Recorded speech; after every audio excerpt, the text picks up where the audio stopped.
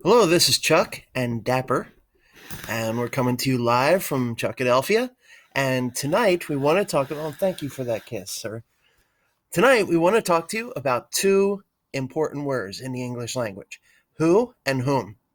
Okay, now these two words commonly can be confusing for people who study English as a second or a foreign language, as well as for native speakers. Okay, so I want you to sit back and relax and come along with me on this mini lesson about who and whom. Okay, so first and foremost, here's Dapper, right?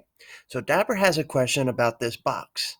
Would Dapper say who or whom owns this box? Meow. Do you know? No? Well, we'll find out in a little bit, okay? And Dante, he's my other cat, he would be pretty jealous if he saw Dapper up here in a video and he wasn't in it. But Dante has a question about him and Charlie.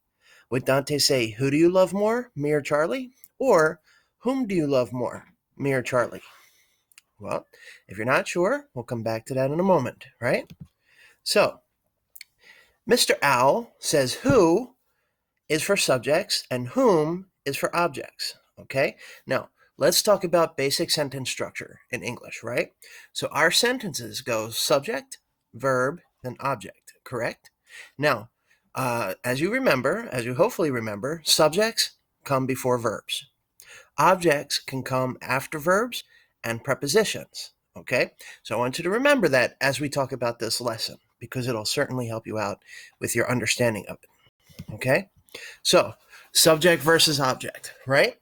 If we look at this sentence, we look at these two sentences, he loves her or him loves she, which one is correct?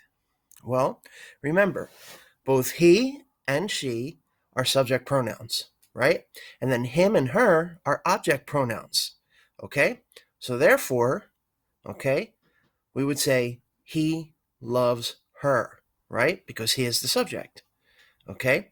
We would say he loves her, or we would say she loves him. Okay? Now, the reason I say this is because you can replace who with he or she. Okay? And have the same type of structure. And you can replace whom with him or her. Okay? And I'm going to show you exactly how we do this, and that'll make it completely so much easier for you. Okay? So check this out. Right? So, here, okay, blank loves her. Whom or who? Okay, let's change this into a statement, right? Would we say him loves her or he loves her? He, right? So the question would be who loves her? Because if you can use he there, you can replace it with who and make the question, right? And look at the next one.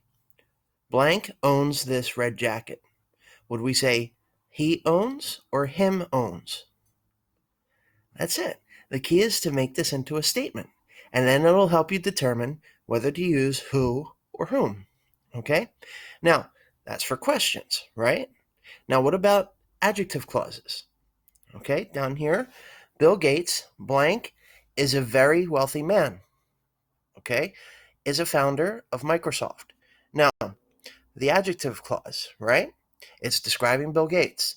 So, would we say he is a very wealthy man or him is a very wealthy man? He is, right? So therefore here we would say Bill Gates, comma, who is a very wealthy man, comma, is a founder of Microsoft. Okay? Yeah, it's not that hard. You got it. Okay? Now, whom is like him or her. Okay? So check this out. So let's see this question. Whom or who do you love? Now I know people are going to say, who do you love? There's a very famous song that goes, who do you love? Okay? Now, you got to remember that, people will say this, who do you love? Okay? But you got to wonder if it's right. Okay? The statement would be, let's remove the question word and do, and then say, you love, right? Would you say you love he or you love him? You would say you love him, right? Therefore, the question would be, whom do you love? Okay? I know people say, who do you love? but technically they should be saying, whom do you love? Okay, now how about down here? This should be a lot easier here because we have a preposition. Sometimes people start questions with prepositions. And when that's the case, you want to use whom. Okay? So let's remove to and do here. And let's change this around. You wish to speak to him or he?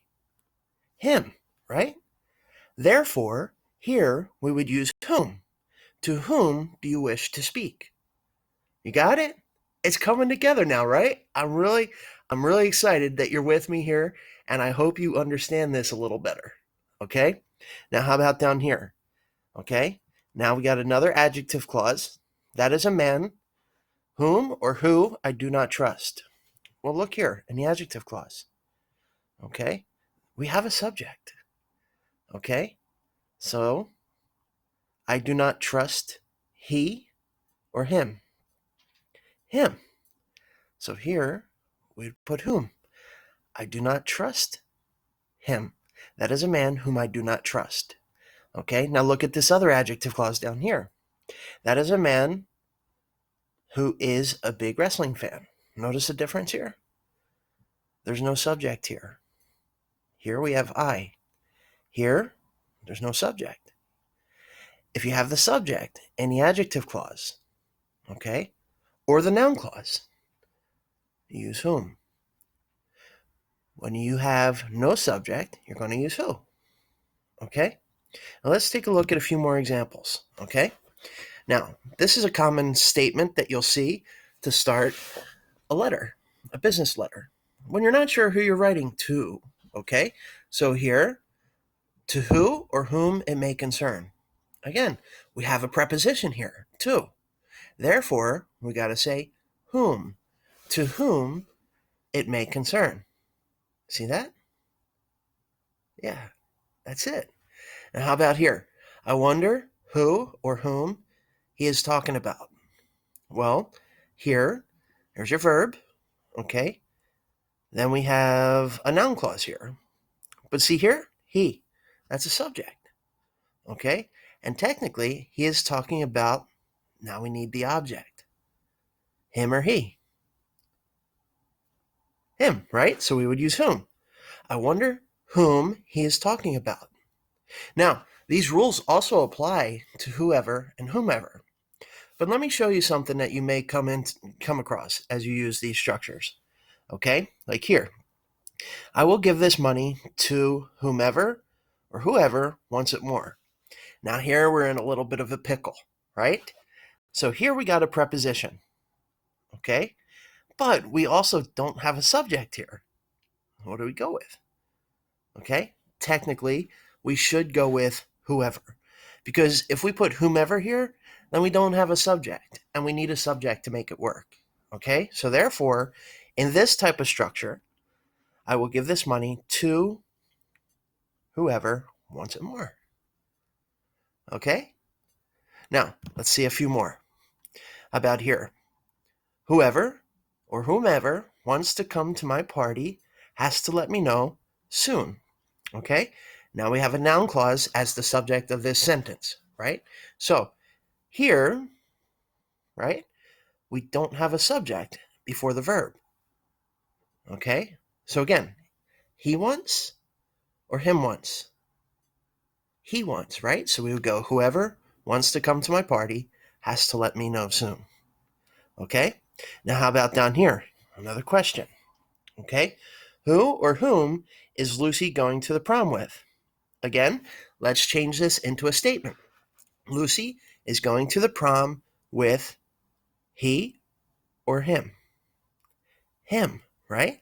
So now let's use whom. Whom is Lucy going to the prom with? Got it? I knew it. I'm so proud of you, right? Okay, now, who or whom is going to the prom with Lucy? Now the sentence changes a little bit. You see here? Who is Lucy? There's your subject. But here, we don't have a subject. In fact, now Lucy is the object of a preposition. So since we don't have a subject here, we got to use who. Okay? You got it. All right. So that is it for tonight. Thank you very much for watching. I hope you made it this far, and I hope I helped you understand this a little better. Okay? As always, make sure you like my videos, subscribe to my Chuckadelphia YouTube channel, click on the notifications bell, okay, so you get notified every time that I put a video up onto the channel, and spread the word to your friends and family, and let anybody that you know that's learning English as a second language or teaching it to be a part of this Chuckadelphia channel, okay?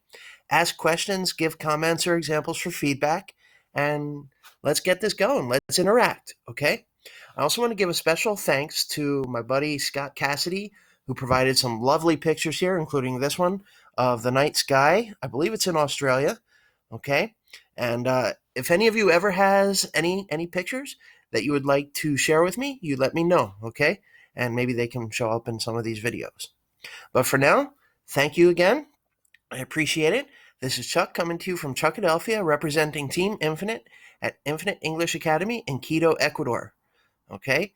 As always, carpe diem, and a big, lovely ciao ciao to you. Take it easy.